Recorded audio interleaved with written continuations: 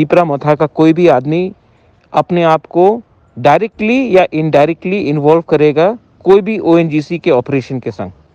अगर पब्लिक को कष्ट हो रहा है तो हमारा काम है पब्लिक के संग रहने के लिए, तिपरासा के संग रहने के लिए, कोई कंपनी के संग रहने के लिए नहीं।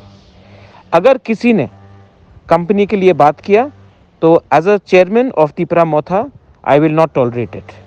आपका काम तिपरासा दोफा के लिए काम करने के लिए है। अगर आपने डायरेक्टली या इनडायरेक्टली किसी ने भी कहीं में भी ओएनजीसी के लिए काम करने का कोशिश किया है या उनको हेल्प करने के लिए कोशिश किया है जहां में पब्लिक खुश नहीं है, मैं उनके खिलाफ एक्शन लूँगा और मैं ये टॉलरेट नहीं करूँगा।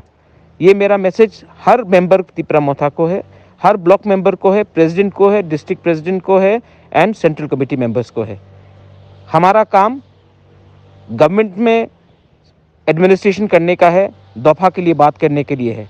हमारा काम ओएनजीसी का बिजनेस में हमको इन्वॉल्व होने का कोई काम नहीं है। हम तिपरासा के संग हैं, कोई कंपनी के संग नहीं है।